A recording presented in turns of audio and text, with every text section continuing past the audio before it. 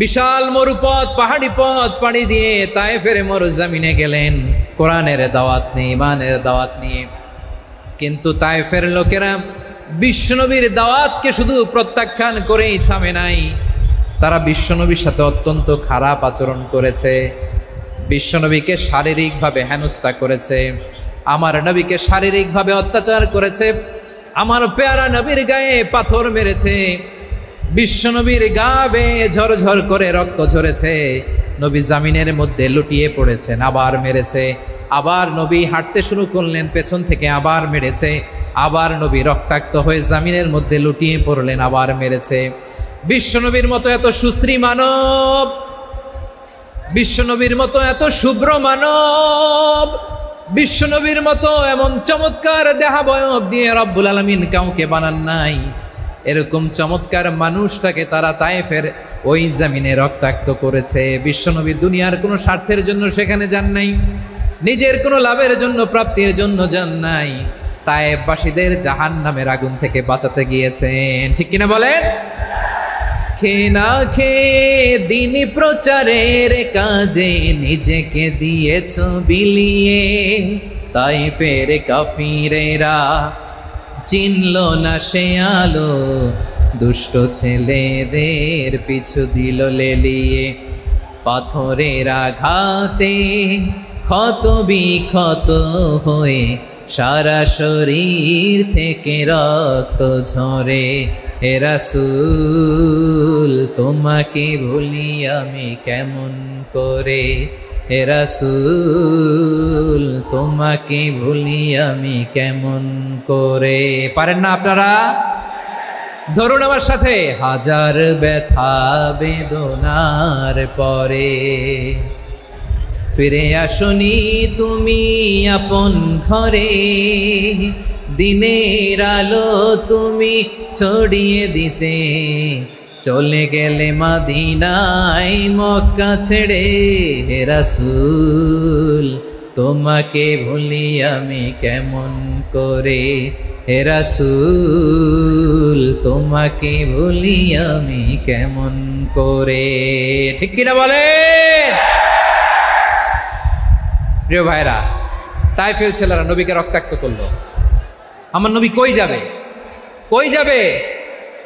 মক্কায় জায়গা নাই, তায়েফে জায়গা নাই। তায়েফ থেকে ভারাক্রান্ত মন নিয়ে আমার নবী মক্কায় ফিরে আসলেন। বিশ্ব নবী মক্কায় ঢুকতে পারেন না। মক্কার মরুভূমির দিকে তাকিয়ে, উপত্যকার দিকে তাকিয়ে বিশ্বনবী ধা ধা করে কাঁদেন, ঝরঝর করে নবীর চেহারা মোবারক থেকে চোখের পানিগুলো বেয়ে বেয়ে পড়ে।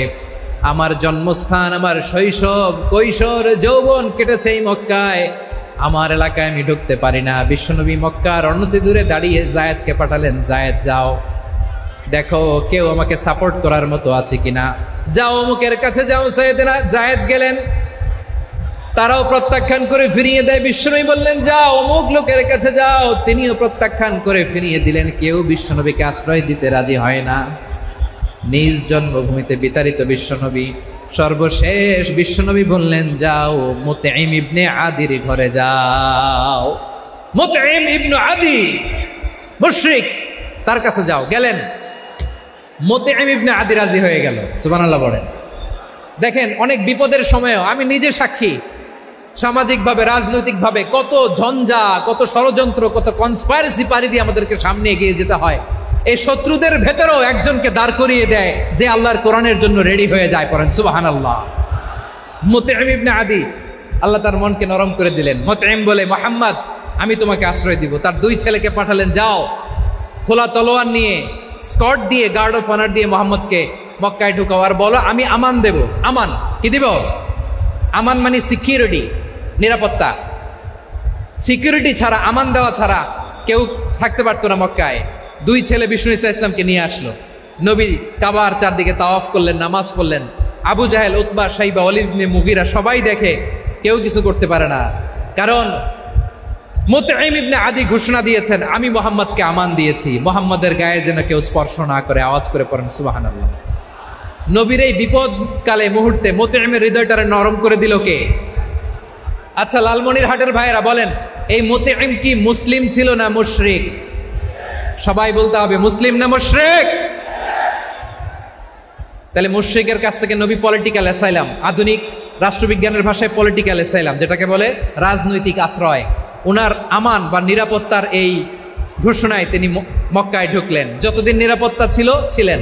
মতিম যখন মারা গেল, বিষ্ণু ইসলাম হিজরত করে মদিনায় চলে গেলেন, সুবহানাল্লাহ। কিন্তু মতিম যে বিশ্বনবীর উপকার করছে এটা বিশ্বনবী ভুলে নাই। আমাদের অনেকে আছে উপকার করার পরে আর খেয়াল থাকে না, খাওয়ার পরে গলা দিয়ে নামলে আর খেয়াল থাকে না, এরকম আছে না নাই? আমার নবী ভুলে নাই। বদরের প্রান্তরে 70 জন কাফেরকে যখন বন্দী করে বিশ্বনবীর সামনে হাঁটু গেড়ে দাঁড় করানো হলো, বসানো হলো, 70 জন কাফের। কয়জন? বিশ্বনবী তাদের দিকে তাকিয়ে বললেন, সহিহ বুখারীর বর্ণনা, লাউ কানাল মুতঈম ইবনে আদি হাইয়ান সুম্মা কাল্লামানি হাউলাইন নাতনা লা তারাকতুহুম লাহু। বদরের প্রান্তরে 70 জন বন্দী কাফিরের দিকে তাকিয়ে আমার নবী বললেন, আজকে মুতঈম ইবনে আদি যদি বেঁচে থাকতো আর তোমাদের 70 জনের ব্যাপারে যদি মুতঈম এক বাক্যে একটা সুপারিশ করত, তার সম্মানে আজকে তোদের সবাইরে আমি মাফ করে দিতাম। সুবহানাল্লাহ নাই? ওই যে চিল্লাচিল্লি যে কথা বোঝে নাই, কোন জিনিস মিস করছে ওরা নিজেরাও বোঝে নাই। বিশ্বনবী মুতঈমের এই সাহায্যের কথা বলে নাই। 70 জন মুশরিক হাঁটু গেড়ে বসা, নবী চাইলে এখনই এক্সিকিউশন অর্ডার দিতে পারে। তিনি বললেন, আজকে যদি মুতঈম বেঁচে থাকতো আর মুতঈম যদি তোদের জন্য সুপারিশ করতে, এই আবর্জনাগুলোর ব্যাপারে সুপারিশ করতে, আমি মুহূর্তেই তোদেরকে এমনি মাফ করে দিতাম। ইসলাম আমাদেরকে শিখায়, সূরাতুল আনআমের 108 নম্বর আয়াত থেকে আমরা বুঝলাম, কোনো ধর্মকে ছোট করা যাবে না। অন্য ধর্মকে ছোট করা মানে ইসলামকে ছোট করা। অন্য ধর্মের দেবতাকে গালি দেওয়া মানে আল্লাহকে গালি খাওয়ানো। আওয়াজ করে বলেন ঠিক কি না? খবরদার, এটা করা যাবে না। আর অন্য ধর্মের দেবতাকে যদি আপনি গালি দেন, ওরা ইসলাম থেকে দূরে সরে যাবে। যাও ইসলামের প্রতি আকৃষ্ট হয়েছিল আর কোনোদিন ইসলামের ধারে কাছে আসবে না। আওয়াজ করে বলেন ঠিক কিনা? এজন্য কখনো কোনোদিন অন্য ধর্মের দেবতাদেরকে গালি দেওয়া যাবে না। অন্য ধর্মের কোনো দেবতাদেরকে আমরা গালি দিব না, গালি দিব না, বরং ইসলামের beauty, the beauty of Islam, ইসলামের সৌন্দর্যকে আমরা তুলে ধরব।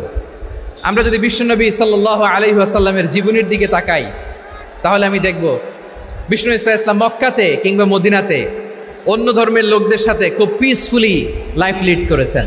হোক মুশরিক, হোক খ্রিস্টান, হোক ইহুদি, বিশ্বনবী সবার সাথে মিলেমিশে ছিলেন। আলহামদুলিল্লাহ বলেন। ইসলাম হচ্ছে পিসফুল রিলিজিয়ান। অন্য ধর্মের প্রতি সহনশীলতার সবক ইসলাম আমাদেরকে দেয়। কিন্তু প্রতিটি মুসলিমের এটা মনে রাখতে হবে, আল্লাহর কাছে পছন্দনীয় গ্রহণযোগ্য ধর্ম, জীবনাদর্শ একটি, সেটা হচ্ছে ইসলাম। আওয়াজ করে বলেন সেটা কি? লালমনিরহাটের ভাইয়েরা আওয়াজ করে বলুন, আল্লাহর কাছে মনোনীত ধর্ম একটি, সেটা কি? এজন্য রব্বুল আলামিন বলেন, ইন্নাদ-দীনা ইনদাল্লাহিল ইসলাম। আল্লাহর কাছে মনোনীত গ্রহণযোগ্য অ্যাকসেপ্টেড ধর্ম মতাদর্শ একটা, সেটা হলো ইসলাম। ইসলাম ছাড়া অন্য কোনো ধর্ম যদি কেউ তালাশ করে, তার ওই ধর্ম আল্লাহ গ্রহণ করবে না। ওমাইয়াবতাগি গায়রাল ইসলামি দীনান ফালাই ইউকবালা মিন ওয়া হুয়া ফিল আখিরাতি মিনাল খাসিরিন।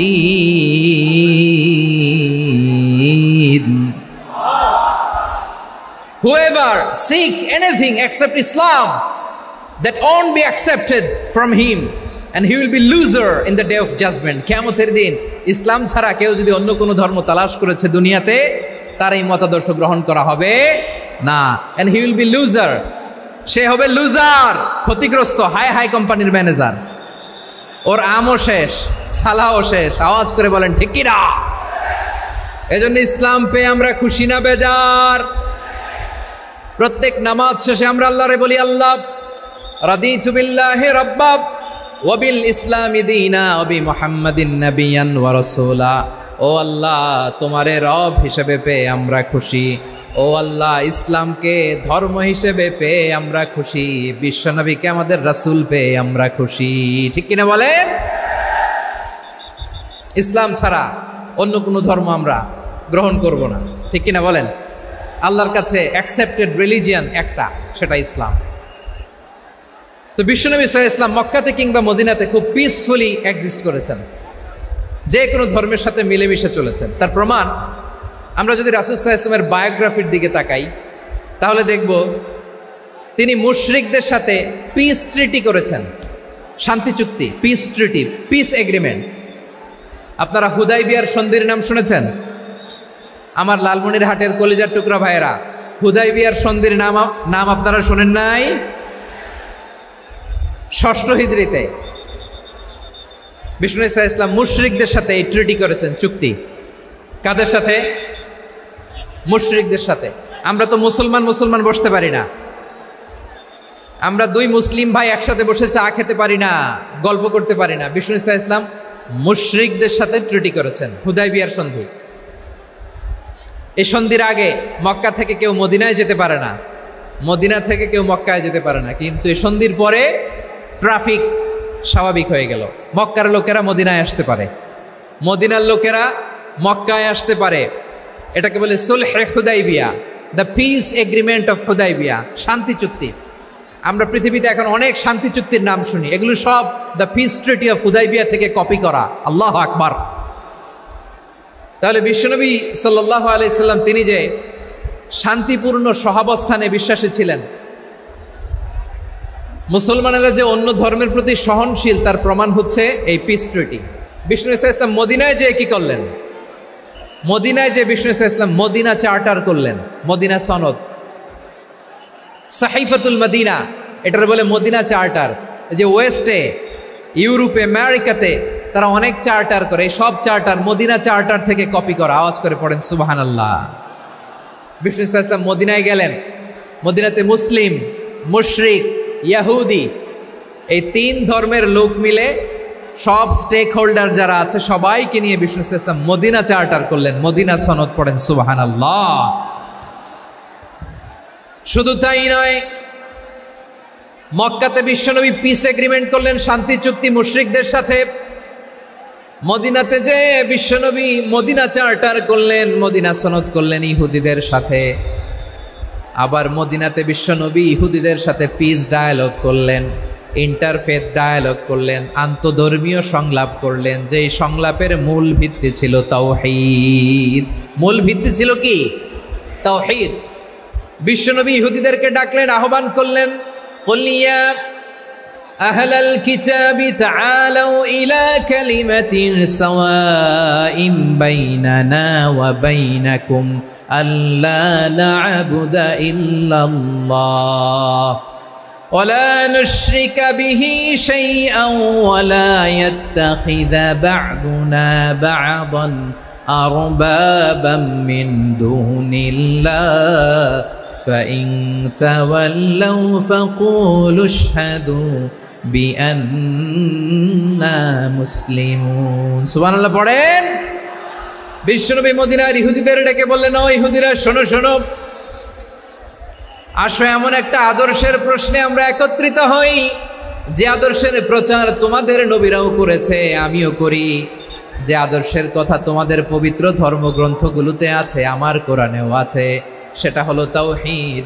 আমরা এক আল্লাহ ছাড়া কারো ইবাদত করব না, আল্লাহর সাথে কাউরে শরীক করব না, আল্লাহ ছাড়া কাউরে রব মানব না। পড়েন সুবহানাল্লাহ।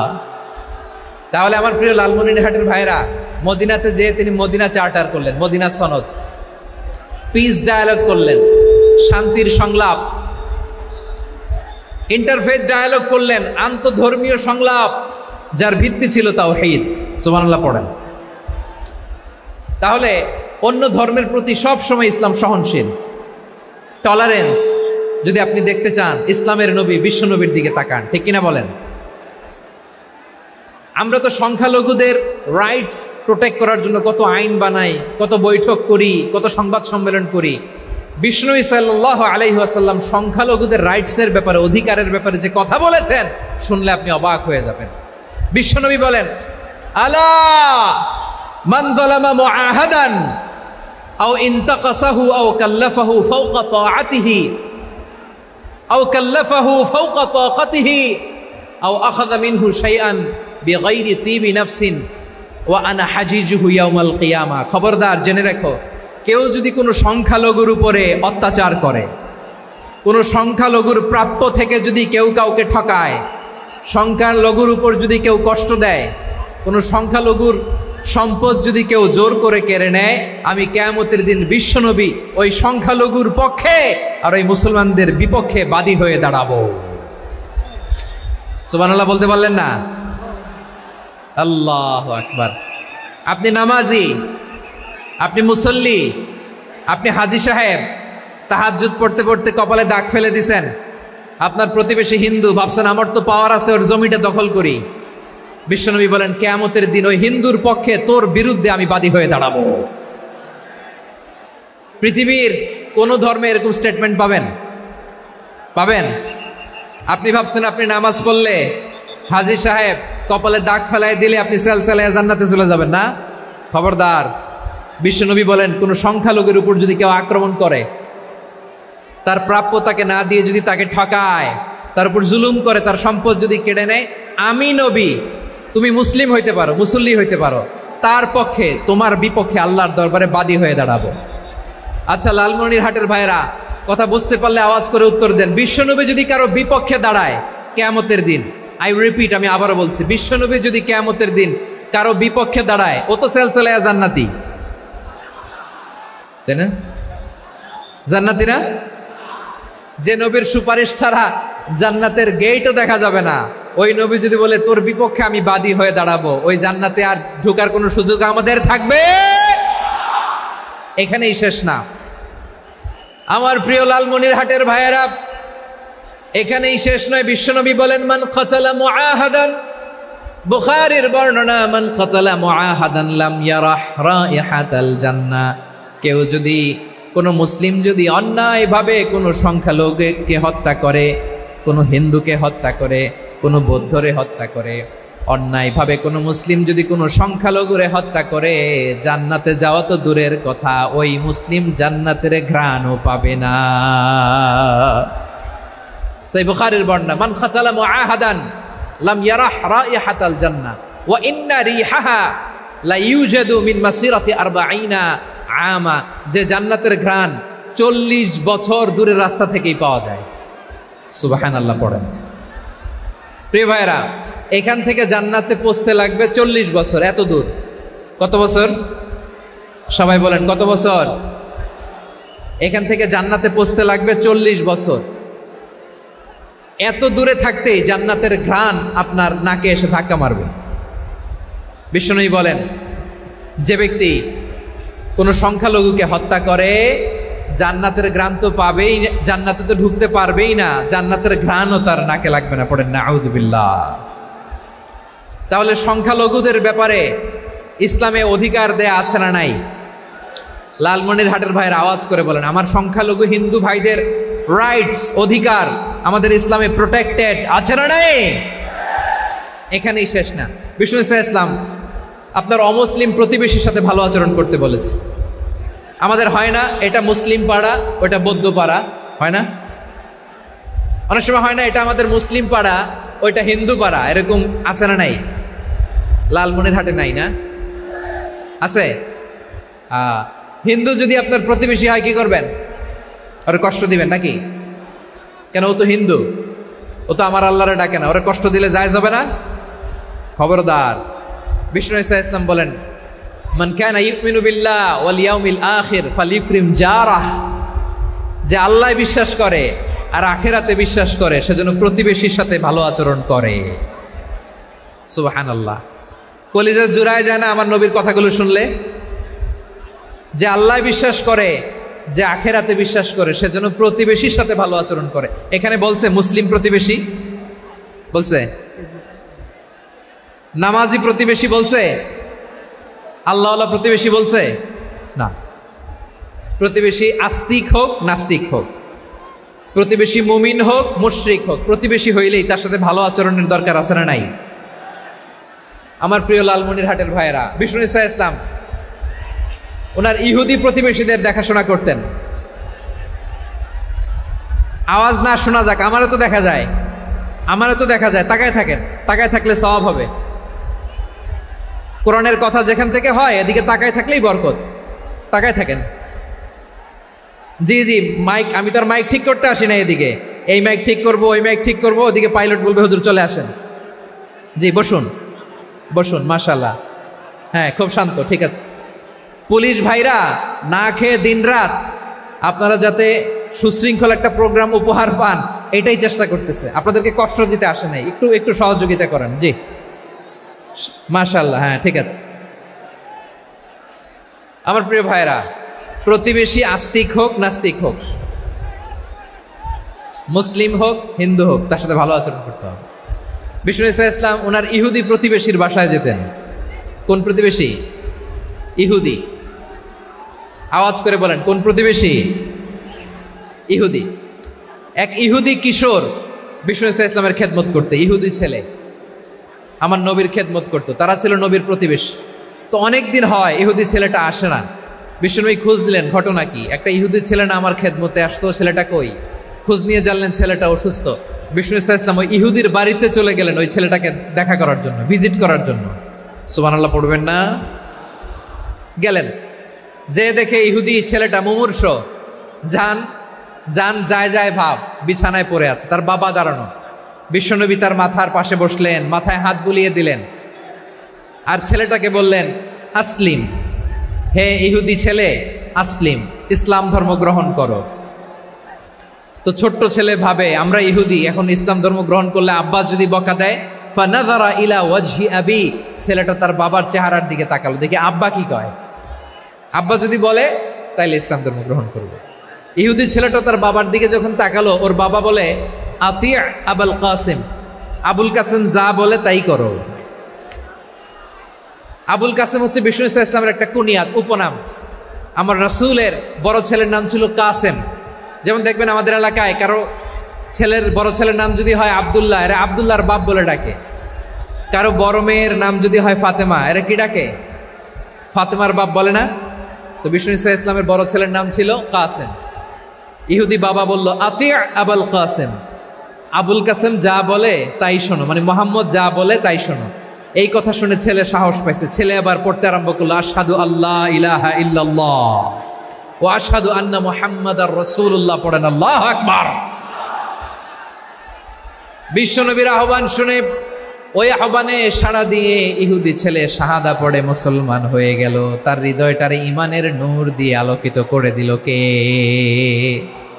প্রিয় ভাইরা, এবার রাসূল সাল্লাল্লাহু আলাইহি ওয়াসাল্লাম বের হয়ে আসলেন ঘর থেকে, আর বললেন আলহামদুলিল্লাহিল্লাযী আনকাযাহু মিনান নার, প্রশংসা সে আল্লাহর যে আল্লাহ জাহান্নামে চলে যাচ্ছিল প্রায় এমন একটা লোককে মুহূর্তের মধ্যে কালেমায়ে শাহাদাতের বদৌলতে জান্নাতি বানায় দিলেন। আওয়াজ করে পড়েন সুবহানাল্লাহ। এই হাদিস থেকে আমরা কি শিখলাম? What is the moral of the story? এক নম্বর স্টোরি হলো, প্রতিবেশী ইহুদি হোক হিন্দু হোক, যাবেন, সুসম্পর্ক রাখবেন, উপহার দিবেন, বিপদে পাশে দাঁড়াবেন, তাইলেই তো আপনাদের প্রতি, মুসলমানদের প্রতি তারা আকৃষ্ট হবে, ঠিক কিনা বলেন? আপনি যদি হিন্দুদের সাথে বৌদ্ধদের সাথে নাই মিশেন, নাস্তিকের কাছে নাই যান, তো ইসলামের সৌন্দর্যটা ওরা বুঝবে কেমনে? আমার অনেক হিন্দু পরিচিত ভাই আছে, ওরা আমাদের ইফতারির প্রোগ্রামে এসে একসাথে ইফতারি করে। অনেক মদখোর আমার সাথে বসে একসাথে ডিনার করে, হাফ প্যান্ট পরা, গলায় স্বর্ণের চেইন, হাতে স্বর্ণের ব্রেসলেট, আইসা আমার সাথে ডিনার করছে, আছে এরকম। গাঁজাখোর, আমি বলি আসো, welcome welcome to my dinner, আসো বসো, বসলেই তো আমি ওর ডিএনএ, চিন্তার ডিএনএ চেঞ্জ করে দেওয়ার সুযোগ পাবো, চিল্লায় বলো ঠিক কি না? আসতে হবে আমার কাছে। Hour door is open, the door of Islam is open 24/7। সব সময় আমাদের ইসলামের দরজা আমার অমুসলিম ভাইদের জন্য খোলা আছে না নাই? এই হাদিস থেকে দুইটা শিক্ষা। এক নম্বর শিক্ষা, প্রতিবেশী মুসলিম হোক অমুসলিম হোক, যান, অসুস্থ হইলে একটু আপেল নিয়ে যান, আঙ্গুর নিয়ে যান, কমলা নিয়ে যান, তাদের সাথে ভালো আচরণ করেন। ইসলামের বিউটি দেখে, সৌন্দর্য দেখে অবাক হবে, নসিব ভালো হলে কোনোদিন কালিমা পড়ে মুসলমান হয়ে যাবে, ঠিক কিনা বলেন? তাহলে অমুসলিমের সাথে ভালো সম্পর্ক। বিশ্বনবী ইহুদির বাড়িতে গেলেন, ইহুদির বাড়ি, আর আমার মুসলমান ভাই আমার কাফের বলে, এরকম আছে না নাই? হ্যাঁ, মুসলিম মুসলিমরা দেখতে পারে না, সহ্য করতে পারে। বিষ্ণু ইসলাম ইহুদির বাড়িতে গেলেন, এটা একটা শিক্ষা। আরেকটা শিক্ষা হলো, ভাইয়েরা ধাক্কা মারে এসে সামনে এসে কি লাভ? প্রোগ্রাম তো শেষ হচ্ছে, এখনই শেষ হচ্ছে, তো এই যে আমাদের বকশি ভাই ওয়াদা নিল, হাত তোলালো, মিম বলে এত কথা বলল, তো আমি জেলায় জেলায় যে খালি হাত নাড়াই তোমাদের জন্য নাকি? হ্যাঁ, হাত নাড়াই শুধু, এই ধাক্কাইতে ধাক্কাইতে এদিকে এসে হাত নাড়াইতেছে। হয়েছে তো, দেখলাম তো, ঠিক আছে, মাশাআল্লাহ, অনেক সুশৃঙ্খল, অন্যান্য যে কোনো জেলার জন্য সুশৃঙ্খল। আমার দিকে তাকাও, আমার দিকে তাকাও, ঠিক আছে। এই যে দাঁড়িয়ে আছে, একটা ছেলে নড়ে না, দেখছেন? মাশাআল্লাহ মাশাআল্লাহ মাশাআল্লাহ। হ্যাঁ, এইভাবেই। আর কয়েকটা মজাদার কথা আছে, শোনো।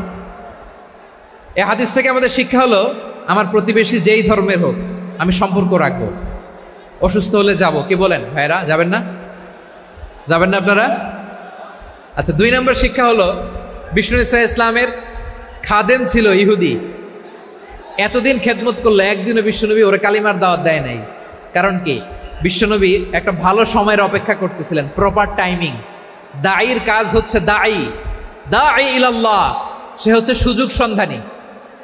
দাঈ সুযোগ খোঁজে, কখন দাওয়া দিলে ব্যাটে বলে হবে, ঝোপ বুঝে কোপ মারে, ঠিক কিনা বলেন? বিষ্ণু ঈসা ইসলাম ভালো সময়ের অপেক্ষা করতেছিলেন, দেখি ভালো সময় আসুক আসুক আসুক আসুক। আস্তে আস্তে এমন সময় আসছে, ছেলে এবার মুমূর্ষ। অসুস্থ ব্যক্তির হৃদয় অত্যন্ত নরম থাকে, হসপিটালে যখন কেউ যায় তার হৃদয়টা বড্ড নরম থাকে, মৃত্যুর ভয়ে তার অন্তরটা নরম থাকে, ঠিক কিনা বলেন? এই প্রপার টাইমিং এর অপেক্ষা করতেছিলেন। যখনই টাইমিং পেয়েছেন, দাওয়াত দিলেন, পড়ো লা ইলাহা ইল্লাল্লাহ, সুবহানাল্লাহ পড়েন সবাই। তাহলে ইসলাম অমুসলিম প্রতিবেশীর সাথে ভালো আচরণ করতে বলে। ইসলাম অমুসলিম মাতা পিতার সাথেও ভালো আচরণ করতে বলে। মাতা পিতা যদি অমুসলিম হয়, তারা ফেলে দিতে পারবেন? পারবেন? আমার লালমনিরহাটের ভাইয়েরা, অনেক হিন্দু ছেলে আমাদের হাতে শাহাদা পড়ে মুসলিম হয়, কিন্তু ওর মা মুসলমান হয় নাই, বাবাও হয় নাই, এরকম আছে না নাই? তো ও হয়েছে মুসলিম, মা বাপ হিন্দু, এখন মা বাপ কি বাদ? হ্যাঁ, মা বাপ বাদ দেয়া যাবে? যেই মা আপনার 9 মাস 8 মাস পেটে ধারণ করলো, আপনার মায়ের নার ছেঁড়া ধন, আপনি ওই মারে বাদ দিতে পারবেন? যে মায়ের বুকের তাজা দুধ খেয়ে আপনি আজকে বাড়ন্ত তাজা তরতাজা, ওই মারে বাদ দেয়া যাবে? মায়ের এক ধারে দুধের দাম, কাটিয়া গায়ের চাম, পাপুষ বানাইলে ঋণের শোধ হবে না, এমন দরদি ভাবে কেউ হবে না আমার মাহাগো।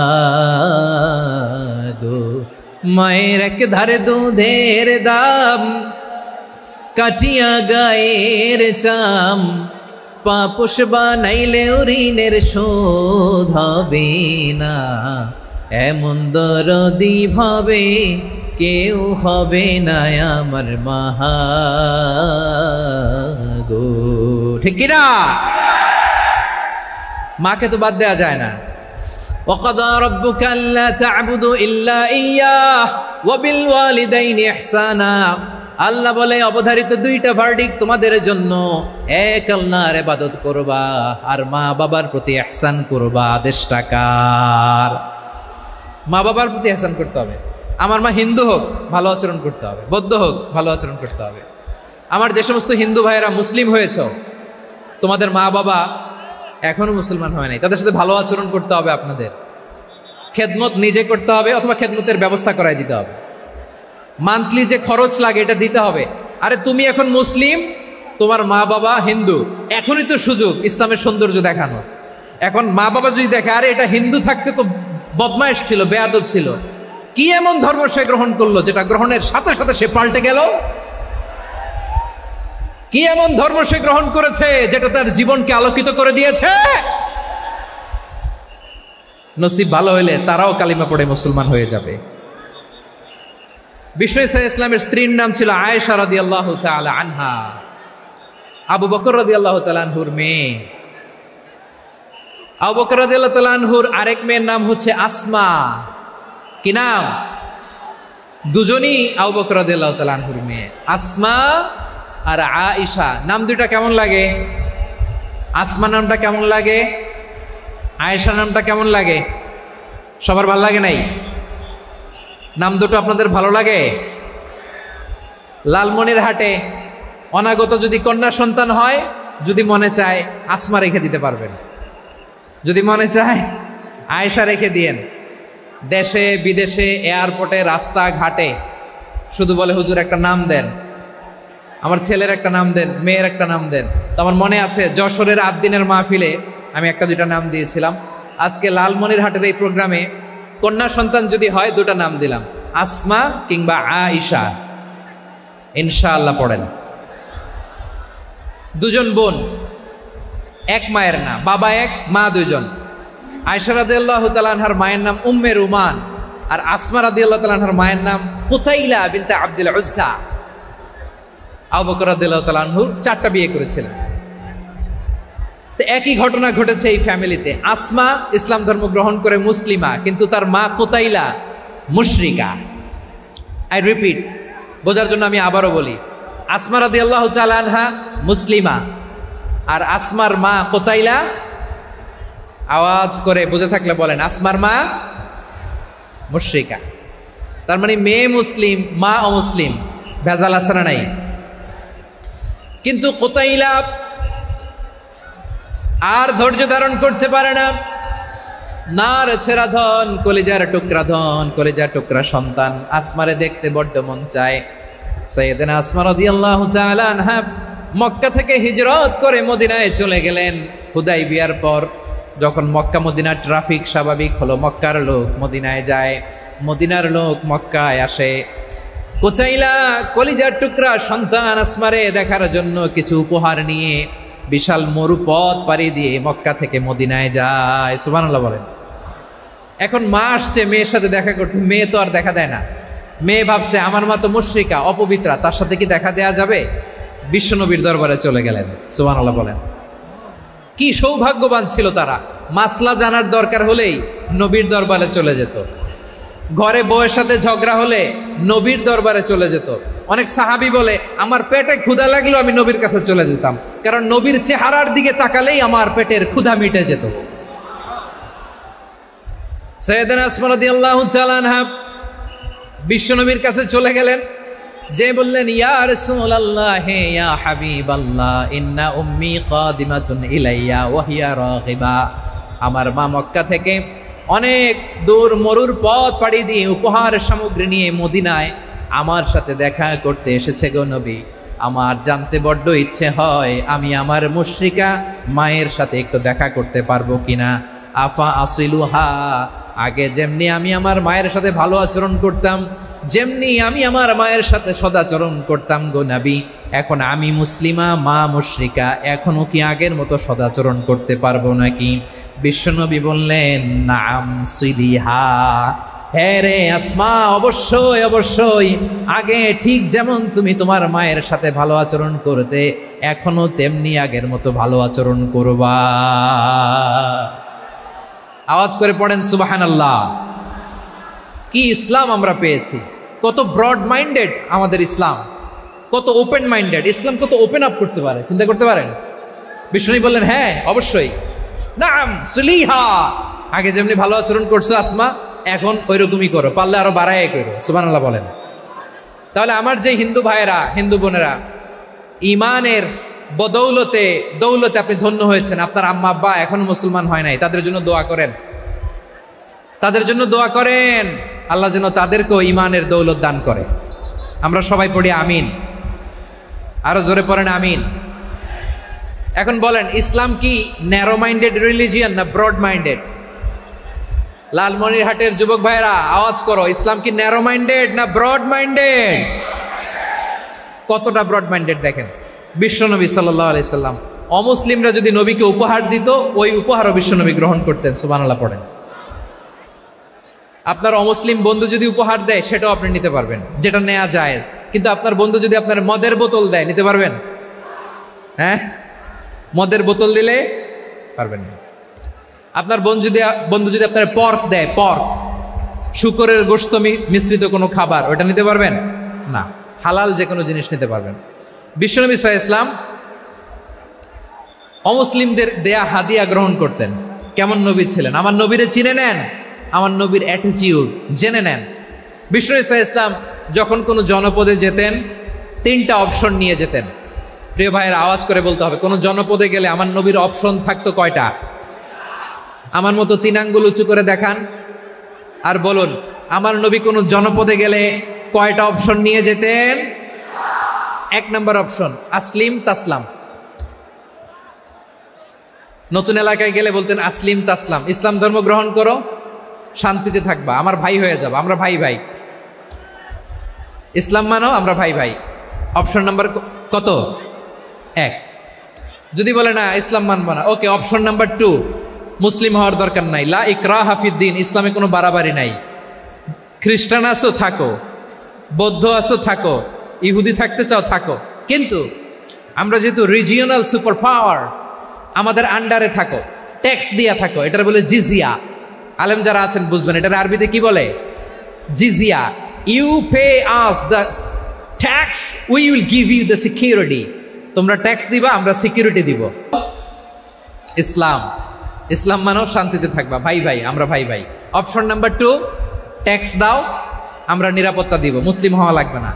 এখন 1 নাম্বারও মানে না, 2 নাম্বারও মানে না, মুসলিম হবো না, ভালো, খ্রিস্টান থাকো, ট্যাক্স দাও, আমরা সিকিউরিটি দিব না, এইটাও মানি না। বিষ্ণু বলেন তাহলে তলোয়ার আমাদের আর তোমাদের মাঝে ফয়সালা করবে, মুসলিমও হবো না, ট্যাক্স দিবা, নিরাপত্তা দিব, আমরা সুপার পাওয়ার, আমাদের আন্ডারে থাকবে, এটাও না। তাহলে তোমাদেরকে তো আমরা বিশ্বাস করতে পারি না, কখন না কখন বিশ্বাসঘাতকতা করো, কার সাথে মিলে হাত মিলাও, তলোয়ার আমাদের মাঝে ফয়সালা করবে। তখন তিনি জেহাদের সশস্ত্র সংগ্রামের ঘোষণা দিতেন। সুবহানাল্লাহ পড়েন। দেখেন পশ্চিমারা জেহাদকে এইভাবে চিত্রায়িত করে না, ওরা জেহাদ বলতে বুঝায় তলোয়ার, হাত কাটো, গলা কাটো, না, জেহাদ সশস্ত্র সংগ্রাম 3 নম্বরে। অধিকাংশ ক্ষেত্রেই বিশ্বনবীর সুন্দর আচরণ দেখে, আরে আমার নবীর যে নুরানি চেহারা, অনেকে তো কেবল সিরেফ চেহারাটা দেখেই কালিমা পড়ে মুসলমান হয়ে গিয়েছে।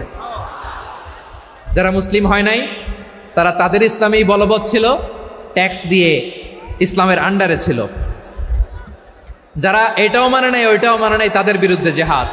বিষ্ণু ইসলাম 7ম হিজরিতে যখন খায়বার বিজয়ের পরে ইসলাম রিজিওনাল সুপার পাওয়ার হিসেবে আত্মপ্রকাশ করলো, বিশ্বনবী চিঠি লিখলেন অন্যান্য সুপার পাওয়ারের কাছে, রাষ্ট্রীয় চিঠি লেখে এক রাষ্ট্রপ্রধান আরেক রাষ্ট্রপ্রধানের কাছে, ঠিক কিনা বলেন? জানেন না আপনারা? এই যে 24-এর ছাত্র নাগরিক অভ্যুত্থানে, এই অভ্যুত্থান যখন শুরু হয়, আমি তখন সাউথ আফ্রিকাতে, একটা স্ট্যাটাস দিয়েছিলাম, কোটা নয় গোটা দেশ সংস্কার করা লাগবে।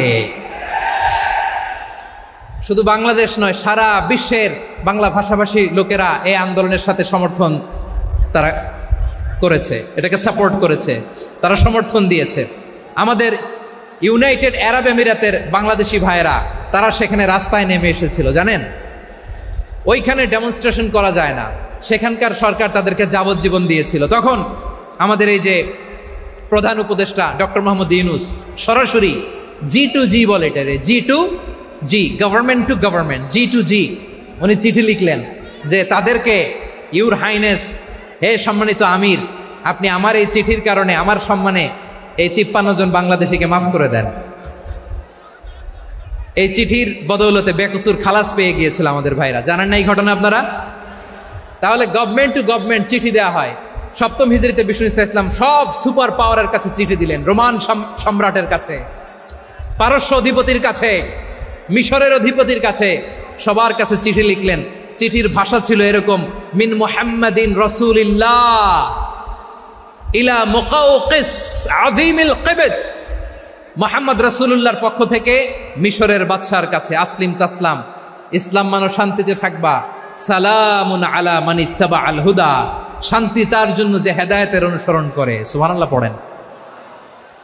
তো এই চিঠি অনেকে ভালোভাবে রিসিভ করেছে, অনেকে এই চিঠি পাওয়ার পরে নবীর কাছে আবার ইন রিটার্ন উপহার পাঠিয়েছে। কি পাঠিয়েছে? উপহার। মিশরের বাদশাহ মুকাওকিস তিনি বিশ্বনবীকে বিশাল এক উপহারের ডালি পাঠিয়েছেন। মিশরের বাদশাহ মুকাওকিস ছিলেন ধর্মে খ্রিস্টান। লালমনিরহাটের ভাইয়েরা আওয়াজ করে বলেন, মিশরের বাদশাহ ধর্মে কি ছিল? খ্রিস্টান। কি উপহার দিয়েছিল আমার নবীকে?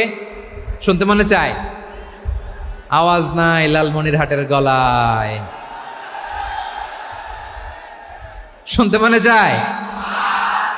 1000 স্বর্ণ মুদ্রা, 1000 স্বর্ণ মুদ্রা, 2টা খ্রিস্টান দাসী, একজনের নাম মারিয়া বিনতে শামউন আল কিবতিয়া, আরেকজনের নাম সিরিন বিনতে শামউন আল কিবতিয়া।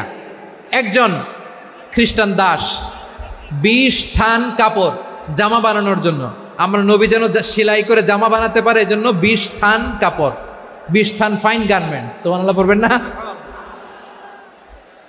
এরপরে একটা গাধা যেটার নাম ছিল উফাইর, আর একটা খচ্চর এটার নাম ছিল দুলদুল। খচ্চর চিনেন? গাধা আর ঘোড়ার ক্রসিং এ যে প্রাণীটা দুনিয়াতে আসে ওটার খচ্চর বলে। তো এই যে সুপার পাওয়ার, খ্রিস্টান বাদশার কাছে নবী চিঠি লিখলেন, ওই খ্রিস্টান বাদশা আমার নবীকে উপহার দিল, বিশ্বনবী এই উপহারগুলো সানন্দে গ্রহণ করেছে। সুবহানাল্লাহ পড়বেন না? তাহলে অমুসলিম কেউ যদি আপনাকে উপহার দেয়, হালাল উপহার হলে আপনি গ্রহণ করতে পারবেন। অনুরূপভাবে পারস্যের বাদশা, রোম সম্রাট বিশ্বনবীকে উপহার পাঠিয়েছেন, আমার নবী সবগুলো উপহার গিফট গ্রহণ করেছেন। সুবহানাল্লাহ বলেন। তাহলে প্রিয় লালমনিরহাট, আওয়াজ করে বলুন, ইসলাম কি ন্যারো মাইন্ডেড রিলিজিয়ন না ব্রড মাইন্ডেড? আম্মাজান আয়েশার কাছে মাসালা জানতে চায় মেয়েরা, হে আম্মাজান, অগ্নি উপাসকেরা তাদের ঈদের দিন নওরোজের সময় আমাদেরকে পাখি দেয়, নেওয়া যাবে? উনি বললেন, ওরা জবাই করে দিলে নেওয়া যাবে না, কিন্তু ওরা যদি ফলমূল এরকম খাবার দেয় এগুলো নেওয়া যাবে। তার মানে অমুসলিমদের দেয়া উপহার এটা গ্রহণ করা যায়। সুবহানাল্লাহ বলেন। শুধু তাই নয়, বিষ্ণু ঈসা ইসলাম অমুসলিমদের সাথে আর্থিক লেনদেনও করেছেন, ফিনান্সিয়াল ডিলিং করেছেন। অমুসলিমদের সাথে প্রয়োজনে আপনি ফিনান্সিয়াল ডিলিং করতে পারবেন। আমরা প্রায় দেখি বাজারের মিষ্টির দোকানগুলো আমার হিন্দু ভাইদের। লালমনিরহাটে মিষ্টির দোকান, দইয়ের দোকান কারা চালায়? হিন্দুরা চালায় না? তারপরে যে বারবার শপ, চুল কাটে যে নাপিত, অধিকাংশ নাপিতের দোকানে কারা? আমার হিন্দু ভাইরা। তা আপনি চুল কাটতে পারবেন কিনা? পারবেন কিনা বলেন? পারবেন। তার দোকান থেকে দই মিষ্টি কিনতে পারবেন কিনা? হ্যাঁ, আমার মুসলিম ভাইয়ের দোকান থাকলে ওইটারে আমি বেশি প্রায়োরিটি দিব, ঠিক কিনা? কিন্তু যদি তাদের সার্ভিস নিতে চান, প্রোডাক্ট নিতে চান, পারবেন। তার দলিল সহিহ বুখারী, আম্মা জান আয়েশা রাদিয়াল্লাহু তাআলা আনহা বলেন, ইশতারা রাসূলুল্লাহ সাল্লাল্লাহু আলাইহি ওয়াসাল্লাম মিন ইয়াহুদিয়িন তুআমান ওয়া রাহানাহু দিরআহু মিন হাদিদ। রাসূল সাল্লাল্লাহু আলাইহি ওয়াসাল্লাম এক ইহুদির কাছ থেকে, কার কাছ থেকে? সবাই বলে নাই কার কাছ থেকে? আমার নবী, পেয়ারা নবী এক ইহুদির কাছ থেকে জব কিনেছিল। জব, বার্লি, যেটা দিয়ে রুটি বানায়। ওই জবের দাম দেওয়া টাকা পয়সা নবীর কাছে ছিল না, ফলে নবী ওনার একটা পোশাককে মর্গেজ রেখেছিলেন, মর্গেজ, বন্ধক, যে এখন এটার দাম দিতে পারবো না, কয়েক কেজি বার্লি নিয়ে যাই আর বন্ধক হিসেবে আমার জামাটা রেখে গেলাম, যেই দিন দাম দিব ওই দিন জামাটা ছুটাই নিয়ে যাব। সুবহানাল্লাহ পড়বেন না? বাকিতে নিছিলেন, বাকিতে। দিরআহু মিন হাদিদ, লোহার তৈরি বর্ম, মানে যুদ্ধের পোশাক, লোহা দিয়ে বানানো। বিষ্ণুনবী বললেন, কয়েক কেজি জব দাও, টাকাটা পরে দিব, এখন টাকা নাই, বন্ধক হিসেবে, মর্গেজ হিসেবে আমার জামা রেখে গেলাম, যখন টাকা দিব জামা ছুটায় নিব। আওয়াজ করে বলতে হবে সুবহানাল্লাহ। এ থেকে বোঝা গেল অমুসলিমদের সাথে ফিনান্সিয়াল ডিলিং করা যায়, অর্থনৈতিক লেনদেন করা যায়, কেনাবেচা করা যায়, প্রোডাক্ট কেনা যায়। এমনকি আমাদের মসজিদে নববীতে বারান্দায় আপনারা একটা অটোমেটিক ফ্লাইং আমব্রেলা দেখছেন? সূর্য যখন বাড়ে মসজিদে নববীর বারান্দায় ইয়ার্ডের মধ্যে অটোমেটিক্যালি কিছু আমব্রেলা আছে, সাঁ করে খুলে যায়, আর সূর্যের তাপ লাগে না। আবার সন্ধ্যাবেলায় এই আমব্রেলাগুলো ওরা ক্লোজ করে ফেলে, দেখেন নাই না? দেখছেন? এই মসজিদে নববীকে সর্বোচ্চ উন্নত মানের কনস্ট্রাকশন ইনফ্রাস্ট্রাকচারে ডেভেলপ করার জন্য কর্তৃপক্ষ কিছু অমুসলিম ইঞ্জিনিয়ারের, ডিজাইনারের সহায়তা নিয়েছিল। সুবহানাল্লাহ বলেন। কোন দলিলের ভিত্তিতে? এই দলিলের ভিত্তিতে যে বিষ্ণু ঈসা ইসলাম অমুসলিমদের সাথেও লেনদেন করেছেন। আওয়াজ করে বলতে হবে আল্লাহু আকবার। শুধু তাই নয়, ইন কেস অফ ইমার্জেন্সি, প্রয়োজনে ইসলামের খাতিরে, ইসলামকে সামনের দিকে এগিয়ে নিয়ে যাওয়ার জন্য অমুসলিমদের সাপোর্ট নেওয়া জায়েজ আছে। সুবহানাল্লাহ বলেন। অমুসলিমদের সাপোর্ট নেয়া, তাদের থেকে অর্থ নেয়া, পলিটিক্যাল সাপোর্ট, পলিটিক্যাল অ্যাসাইলাম নেওয়া জায়েজ আছে। আমাদের অনেক বিশ্ববরেণ্য দায়ীরা আমেরিকায় অস্থায়ীভাবে অ্যাসাইলাম নিয়ে থাকে, নিজের দেশে গেলে ফাঁসিতে ঝুলাই দিবে। যুগ যুগ ধরে দায়ীদের উপরে এরকম অত্যাচার আর নির্যাতন আছে না নাই? মিশরের অনেক দায়ীরা পাশ্চাত্যে যেয়ে থাকে, এই যে তারা পলিটিক্যাল অ্যাসাইলাম নিয়ে থাকে, রাজনৈতিক আশ্রয়, এটা জায়েজ আছে না? এটা যে জায়েজ আছে তার প্রমাণ স্বয়ং বিশ্বনবী সাল্লাল্লাহু আলাইহি ওয়াসাল্লাম পলিটিক্যাল সাপোর্ট নিয়েছিলেন অমুসলিমদের কাছ থেকে। সুবহানাল্লাহ বলেন। খুব মজাদার একটা ঘটনা, শুনবেন? আপনাদের আগ্রহ দেখে তো মনে হয় না শোনার ইচ্ছা আছে। আছে আছে, গলায় জোর আছে? লিল্লাহি তাকবীর, লিল্লাহি তাকবীর, নারে তাকবীর। মাশাআল্লাহ। আমার ভাইরা, বিশ্বনবীর বয়স তখন প্রায় 51 বছর। কত বছর? বিশ্বনবীর সবচেয়ে কাছের মানুষ খাদিজা রাদিয়াল্লাহু তাআলা আনহা ইন্তেকাল করেছেন। বিশ্বনবী বড্ড কষ্ট পেলেন, হৃদয়টা ভেঙে খান খান। যিনি ঘরের ভেতরে বিশ্বনবীকে সান্ত্বনা দিতেন, ভালোবাসা দিতেন, বাইরে গেলে কুরাইশরা বকাঝকা করে, অত্যাচার করে, কিন্তু আম্মাজান খাদিজা রাদিয়াল্লাহু তাআলা আনহা ঘরটারে এমন শান্তির নীড় বানায় রেখেছেন, এই ঘরের ভিতরে ঢুকলে বিশ্বনবীর কলিজাটা ঠান্ডা হয়ে যেত। এজন্য রব্বুল আলামিন বলেন, খাদিজা, ও আমার বান্দি খাদিজা, জান্নাতে এমন স্পেশাল একটা ঘর আমি তোমার জন্য রেডি করে রেখেছি। ওই ঘরের মধ্যে কোনো আওয়াজ নাই, ওই ঘরের মধ্যে কোনো নয়েজ নাই, ওই ঘরে কোনো বিশৃঙ্খলা নাই। কারণ মক্কার জমিনে আমার নবী কুরাইশদের বিশৃঙ্খলা, নয়েজ আর ঝামেলাগুলোকে উপেক্ষা করে যখন তোমার ঘরের ভিতরে ঢুকতো, ঘরটারে তুমি শান্তির নীড়, ঠান্ডা, নীরব, নিস্তব্ধ, নিঝুম আর শান্তির নীড় বানিয়ে রেখেছ। এজন্য জান্নাতে স্পেশাল একটা শান্তির নীড় আমি তোমারে উপহার দেব। ওই প্রিয়তমা স্ত্রী খাদিজা ইন্তেকাল করলেন, বিশ্বনবীর হৃদয় ভেঙে খান খান। আবার ওনার চাচা আবু তালেব ইন্তেকাল করলেন, যিনি পলিটিক্যাল শেল্টার দিতেন নবীকে। কে দিতেন? আবু তালেবের ভয়ে, বিশ্বনবীর এই চাচার ভয়ে কোনো মুশরিক নবীর গায়ে হাত দেওয়ার সাহস পায় নাই। এখন স্ত্রীও নাই, চাচাও নাই, নবীকে আশ্রয় দেওয়ার কেউ নাই, নবীর চারদিকে অন্ধকার। নবী এখন কই যাবেন? আমার পেয়ারা নবী নতুন স্টেশন খুঁজতেছেন, নতুন দাওয়াতি প্ল্যাটফর্ম খুঁজতেছেন। তিনি যায়েদ বিন হারেসা রাদিয়াল্লাহু তাআলা আনহুকে নিয়ে মক্কার পাশের একটা নেইবরিং সিটি তায়েফে চলে গেলেন। কোথায় চলে গেলেন? লালমনিরহাটের ভাইয়ের আওয়াজ করে বলেন, কোথায় গেলেন? তায়েফে চলে গেলেন দিনের দাওয়াত দেওয়ার জন্য। কি দেওয়ার জন্য? নাকি জমি কিনতে গেছিলেন? জমি কিনতে, দুনিয়ার যশ খ্যাতির জন্য, নিজের কোনো লাভের জন্য? তায়েফবাসীদেরকে জাহান্নামের আগুন থেকে বাঁচানোর জন্য। আওয়াজ করে বলতে হবে, ঠিক কিনা? বিশ্বনবী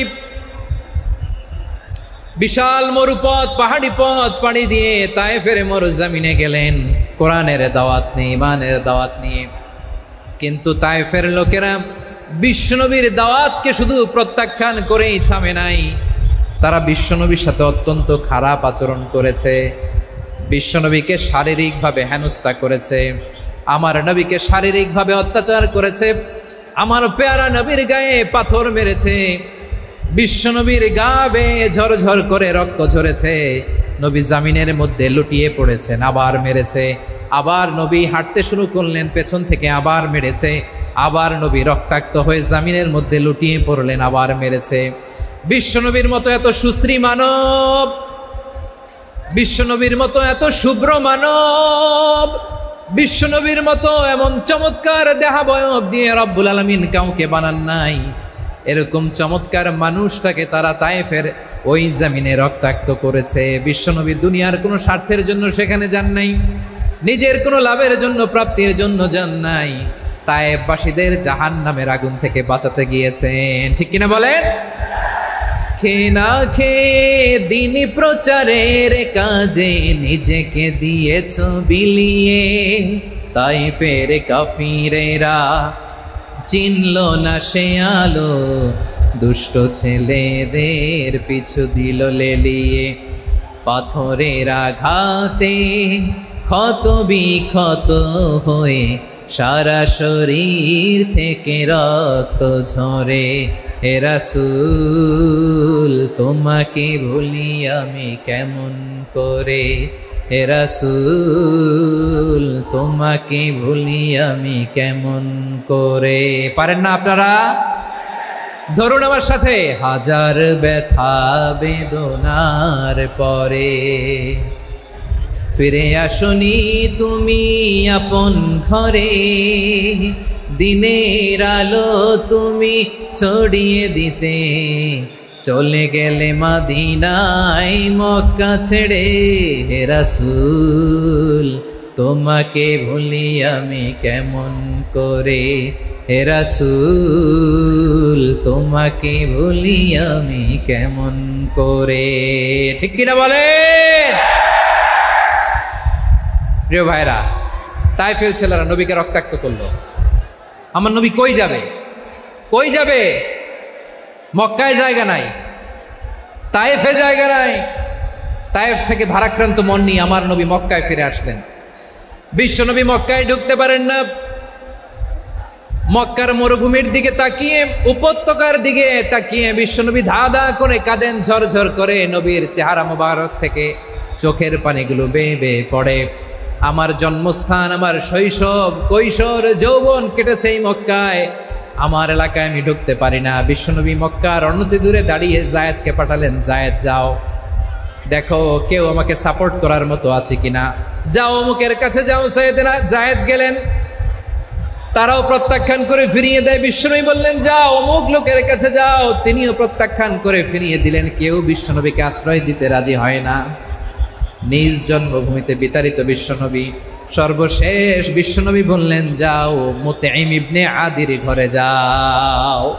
মুতঈম ইবনে আদি মুশরিক, তার কাছে যাও। গেলেন, মুতঈম ইবনে আদি রাজি হয়ে গেল। সুবহানাল্লাহ বলেন। দেখেন, অনেক বিপদের সময়ও আমি নিজে সাক্ষী, সামাজিকভাবে রাজনৈতিকভাবে কত ঝঞ্ঝা, কত ষড়যন্ত্র, কত কনস্পাইরেসি পাড়ি দিয়ে আমাদেরকে সামনে এগিয়ে যেতে হয়। এই শত্রুদের ভেতরেও একজনকে দাঁড় করিয়ে দেয় যে আল্লাহর কোরআনের জন্য রেডি হয়ে যায়। পড়েন সুবহানাল্লাহ। মুতঈম ইবনে আদি, আল্লাহ তার মনকে নরম করে দিলেন। মুতঈম বলে, মুহাম্মদ আমি তোমাকে আশ্রয় দিব। তার দুই ছেলেকে পাঠালেন, যাও খোলা তলোয়ার নিয়ে, স্কট দিয়ে, গার্ড অফ অনার দিয়ে মোহাম্মদকে মক্কায় ঢুকাও, আর বলো আমি আমান দেব। আমান কি দিব? আমান মানে সিকিউরিটি, নিরাপত্তা। সিকিউরিটি ছাড়া, আমান দেওয়া ছাড়া কেউ থাকতে পারতো না মক্কায়। দুই ছেলে বিষ্ণু ইসা ইসলামকে নিয়ে আসলো। নবী কাবার চারদিকে তাওয়াফ করলেন, নামাজ পড়লেন। আবু জাহেল, উতবা, শাইবা, ওয়ালিদ ইবনে মুগীরা সবাই দেখে, কেউ কিছু করতে পারে না। কারণ মুতঈম ইবনে আদি ঘোষণা দিয়েছেন আমি মুহাম্মদকে আমান দিয়েছি, মুহাম্মদের গায়ে যেন কেউ স্পর্শ না করে। আওয়াজ করে পড়েন সুবহানাল্লাহ। নবীর এই বিপদকালে মুহূর্তে মুতঈমের হৃদয়টারে নরম করে দিল কে? আচ্ছা লালমনিরহাটের ভাইয়েরা বলেন, এই মুতঈম কি মুসলিম ছিল না মুশরিক? সবাই বলতে হবে মুসলিম না মুশরিক? তাহলে মুশরিকের কাছ থেকে নবী পলিটিক্যাল অ্যাসাইলাম, আধুনিক রাষ্ট্রবিজ্ঞানের ভাষায় পলিটিক্যাল অ্যাসাইলাম, যেটাকে বলে রাজনৈতিক আশ্রয়, ওনার আমান বা নিরাপত্তার এই ঘোষণায় তিনি মক্কায় ঢুকলেন। যতদিন নিরাপত্তা ছিল ছিলেন। মুতঈম যখন মারা গেল, বিষ্ণু ইসলাম হিজরত করে মদিনায় চলে গেলেন। সুবহানাল্লাহ। কিন্তু মুতঈম যে বিশ্বনবীর উপকার করছে এটা বিশ্বনবী ভুলে নাই। আমাদের অনেকে আছে উপকার করার পরে আর খেয়াল থাকে না, খাওয়ার পরে গলা দিয়ে নামলে আর খেয়াল থাকে না। এরকম আছে না নাই? আমার নবী ভুলে নাই। বদরের প্রান্তরে 70 জন কাফেরকে যখন বন্দী করে বিশ্বনবীর সামনে হাঁটু গেড়ে দাঁড় করানো হলো, বসানো হলো, 70 জন কাফের। কয়জন? বিশ্বনবী তাদের দিকে তাকিয়ে বললেন, সহিহ বুখারীর বর্ণনা, লাউ কানাল মুতঈম ইবনে আদি হাইয়ান সুম্মা কাল্লামানি হাউলাই নাতনা লা তারাকতুহুম লাহু। বদরের প্রান্তরে 70 জন বন্দী কাফিরের দিকে তাকিয়ে আমার নবী বললেন, আজকে মুতঈম ইবনে আদি যদি বেঁচে থাকতো আর তোমাদের 70 জনের ব্যাপারে যদি মুতঈম এক বাক্যে একটা সুপারিশ করত, তার সম্মানে আজকে তোদের সবাইকে আমি মাফ করে দিতাম। সুবহানাল্লাহ নাই? ওই যে চিল্লাচিল্লি যে কথা বোঝে নাই, কোন জিনিস মিস করছে ওরা নিজেরাও বোঝে নাই। বিশ্বনবী মুতঈমের এই সাহায্যের কথা বলে নাই। 70 জন মুশরিক হাঁটু গেড়ে বসা, নবী চাইলে এখনই এক্সিকিউশন অর্ডার দিতে পারে। তিনি বললেন, আজকে যদি মুতঈম বেঁচে থাকতো আর মুতঈম যদি তোদের জন্য সুপারিশ করতে, এই আবর্জনাগুলোর ব্যাপারে সুপারিশ করতে, আমি মুহূর্তেই তোদেরকে এমনি মাফ করে দিতাম। এবার বলেন, ইসলাম কি ন্যারো মাইন্ডেড না ব্রড মাইন্ডেড? শুধু তাই নয়, যাকে যে সম্মান দেয়ার আমার নবী দিতেন, হোক আস্তিক হোক নাস্তিক, হোক মুসলিম হোক অমুসলিম। বিষ্ণু ইসা ইসলাম যখন রোমান সম্রাটের কাছে চিঠি লিখেছেন, আমার প্রিয় লালমনিরহাটের ভাইরা, অল্প কয়েক মিনিট কয়েকটা জরুরি কথা বলবো, এদিকে তাকান, এদিকে তাকান। রোমান সম্রাটের কাছে বিশ্বনবী যখন চিঠি লিখলেন মিন মুহাম্মদ রাসূলিল্লাহ ইলা হিরাকলা আযীমির রোম, মুহাম্মদের পক্ষ থেকে হিরাক্লিয়াসের কাছে, যিনি হচ্ছেন আযীমির রোম। এটা নবী নিজ থেকে বানায় লিখছেন অতিরিক্ত সম্মান দিয়ে। কোন রাষ্ট্রপ্রধান যখন আসে তাদেরকে আমরা কি বলি জানেন? তার নামের শেষে HE এটা লিখতে হয়, H.E. মানে হিজ এক্সেলেন্সি। কি লেখে? হিজ এক্সেলেন্টি, অথবা ইউর হাইনেস, ইউর ম্যাজেস্টি। দেখেন, বিশ্বনবী সাল্লাল্লাহু আলাইহি ওয়াসাল্লাম সব নবীদেরও নবী, তিনি একজন মুশরিক খ্রিস্টান সম্রাট রোমান সম্রাটের কাছে চিঠি লিখতে যেয়ে লিখতেছে, ইলা হিরাকলা আযীমির রোম, হিরাক্লিয়াসের কাছে আমার চিঠি, যিনি রোমের আযীম, হিজ হাইনেস, মানে রোমের অনেক সম্মানিত এক বাহাদুর। আওয়াজ করে বলেন সুবহানাল্লাহ। তার মানে যাকে যে সম্মান দেয়ার এটা বিশ্বনবী দিতেন। এমনকি যেই ইহুদিরা ভালো ছিল, এই ইহুদিদেরও প্রশংসা করেছেন বিশ্বনবী মুহাম্মদুর রাসূলুল্লাহ সাল্লাল্লাহু আলাইহি ওয়াসাল্লাম। এক ইহুদির প্রশংসা করেছেন বিশ্বনবী। ইহুদির কার? আমি তো আমার ভাইয়ের প্রশংসা করি না, আমি তো এক আলেম আরেক আলেমরে স্পেস দেই না, আমি তো এক দায়ী আরেক দায়ীর সাথে বসতে চাই না। আমার নবী ইহুদির প্রশংসা করে। কার প্রশংসা? ওই ইহুদির নাম ছিল মুখাইরিক। সিরাত গ্রন্থ ঘাটলে পাবেন। তিনি বলেছেন, মুখাইরিক খাইরু ইয়াহুদ, Mukhayriq is the best of the Jews. জুইশদের মধ্যে সে সবচেয়ে ভালো। কেন প্রশংসা করলেন তার? এর কারণ মদিনা চার্টারে কথা ছিল সব ধর্মের মুসলিম, মুশরিক, ইহুদিরা মিলে মদিনাকে রক্ষা করবে। কিন্তু তৃতীয় হিজরিতে যখন উহুদের যুদ্ধ শুরু হলো, সবার কথা ছিল যেই আক্রমণ করে আমরা মদিনাকে বাঁচাবো। কোন শহরকে বাঁচাবো? মদিনাকে। কিন্তু কুরাইশরা যখন অ্যাটাক করলো, ইহুদিরা আর আসে না, ইহুদিরা আর বেরোয় না। বিষ্ণু বললেন, ওহে ইহুদিরা, তোমরা না চুক্তি করলে আমার সাথে যে মদিনা বাঁচাতে সবাই ঝাঁপিয়ে পড়বো, আসো। একটা ইহুদিও বেরোয় না, কেউ আসে না সেদিন, একজন ছাড়া। তার নাম মুখাইরেক। তার নাম কি? মুখাইরেক বাহাদুরের মতো ঘোড়সাওয়ার হয়ে বেরিয়ে গেলেন এবং বললেন, গোটা ইহুদি সাম্রাজ্যের একজনও যদি না আসে, আমি মুখাইরেককে কেউ ঘরে আটকে রাখতে পারবে না। বেরিয়ে আসলেন, এসে বললেন, আমি মুহাম্মদের পক্ষে যুদ্ধ করব। আমি মারা গেলে আমার সম্পদ আমার উত্তরাধিকারীরা পাবে না, আমার সম্পদ তোমরা মুহাম্মদকে দিয়ে দিবা। সুবহানাল্লাহ বলেন। উহুদের ময়দানে 70 জন মুসলমান শহীদ হলো। এই ইহুদি, সেও মুসলমানের পক্ষে যুদ্ধ করে নিহত হলো। সুবহানাল্লাহ বলেন। মুসলিমদের লাশ যখন নিয়ে আসা হলো, এই মুখাইরিকের লাশও নিয়ে আসা হলো। মুসলিমদের লাশের পাশে মুখাইরিকের লাশ দেখে বিশ্বনবী মুখাইরিকের প্রতি অনেক খুশি হলেন। আর বিশ্বনবী খুশি হয়ে বললেন, মুখাইরিক খায়রু ইয়াহুদ, মুখাইরিক যদিও তুমি ইহুদি, তারপরেও তুমি সব ইহুদিদের মধ্যে সেরা ইহুদি। পড়েন সুবহানাল্লাহ। আমার নবী ইহুদিকেও সম্মান দিতে কার্পণ্য করে নাই। আওয়াজ করে বলেন আল্লাহু আকবার। প্রিয় ভাইরা, এবার সর্বশেষ আওয়াজ করে বলেন, ইসলাম কি ন্যারো মাইন্ডেড নাকি ব্রড মাইন্ডেড? সবাই বলেন, ন্যারো মাইন্ডেড না ব্রড মাইন্ডেড? এজন্য অমুসলিম হইলেই তারা আমাদের শত্রু নয়। শত্রু কারা? এই লালমনিরহাটের ভাইরা শোনেন, শত্রু কারা? যে সমস্ত অমুসলিম আমাদেরকে নিশ্চিহ্ন করে দিতে চায়, যে সমস্ত অমুসলিম আমাদের ভূখণ্ড থেকে আমাদেরকে তাড়িয়ে দিতে চায়, যে সমস্ত অমুসলিম আমার ধর্ম নিয়ে তুচ্ছতাচ্ছিল্য করে চিল্লায় বলেন ঠিক কিনা, তারা আমাদের শত্রু। সাধারণ অমুসলিমরা আমার শত্রু নয়। এই যে হিন্দুরা থাকে, এরা আমার ভাই, বৌদ্ধরা আমার ভাই, খ্রিস্টানরা আমার ভাই, ইহুদিরা আমার ভাই। তারা দিনই ভাই নয়, তারা মায়ের পেটের ভাই নয়, তারা মানবিক দিক থেকে ভাই। ও মানুষ, আমিও মানুষ। ইসলাম মানুষকে সম্মান করে, চিল্লায় বলো ঠিক কিনা। যারা আমাদের অস্তিত্বকে নিশ্চিহ্ন করতে চায়, যারা আমাদের ভূখণ্ডকে দখল করতে চায়, যারা আমাদেরকে নিয়ে মকারি করে, ফান করে, টিটকারি করে, আমার ধর্ম নিয়ে খেলা করে, তাচ্ছিল্য করে, ওদের বিরুদ্ধে আমাদের জিহাদ। সাধারণ মুসলিম আমাদের শত্রু নয়। আপনি জানেন নিউ ইয়র্কে, আমি তো নিউ ইয়র্কে ছিলাম অনেকদিন, ওখানে ফিলিস্তিনিদের পক্ষে যখন আমরা মিছিল করেছি অনেক ইহুদি আমাদের সাথে মিছিলে দাঁড়িয়েছে, কারণ ওরাও জানে এই ভূখণ্ড ফিলিস্তিনিদের ভূখণ্ড। আওয়াজ করে বলো লালমনিরহাট ঠিক কিনা। ইসরায়েলের রাজধানী খোদ তেল আবিবে অনেক ইহুদিরা বেঞ্জামিন নেতানিয়াহু তার বিরুদ্ধে মিছিল করেছে। তো তারা কি আমাদের শত্রু? না। অনেক খ্রিস্টান আমাদের সাথে আমাদের স্বার্থ রক্ষায় আমাদের পাশে দাঁড়িয়েছে। খেয়াল রাখবেন, হিন্দু আর হিন্দুত্ববাদ এক নয়, ইহুদি ধর্ম আর জায়নিজম এক নয়। জায়নিজমের বিরুদ্ধে আমাদের সংগ্রাম, আমাদের জেহাদ, চিল্লায় বলেন ঠিক কিনা। এই যে ফিলিস্তিনের ভাইয়েরা, তারা তাদের স্বাধীনতা সংগ্রামের জন্য লড়াই করছে, করে যাচ্ছে, আমরা এটাকে সমর্থন জানাই, চিল্লায় বলো ঠিক কিনা। কাশ্মীরের ভাইয়েরা স্বাধীনতার জন্য সংগ্রাম করছে, আমরা সেই সংগ্রামকে সমর্থন জানাই, আওয়াজ করে বলো ঠিক কিনা। যারাই আমাদের ইসলামকে নিশ্চিহ্ন করতে চায় তাদের বিরুদ্ধে আমাদের সংগ্রাম, আওয়াজ করে বলতে হবে ঠিক কিনা। ওই সমস্ত দুর্বৃত্তদের সাথে আমাদের কোনো সম্পর্ক নাই। আমরা যদি ঐক্যবদ্ধ থাকতে পারি, ওই দুর্বৃত্তরা চান্স পায় না। আমরা ঐক্যবদ্ধ থাকতে রাজি আছি। লালমনিরহাটের ভাইয়েরা, আমরা ঐক্যবদ্ধ থাকলে ওই দুর্বৃত্তদের কালো হাত ভেঙে দিতে আমাদের সময় লাগবে না। তাদের কালো হাত ভেঙে দিতে রাজি আছে মুসলমান? কারা কারা রাজি? দু হাত তুলে দেখাও।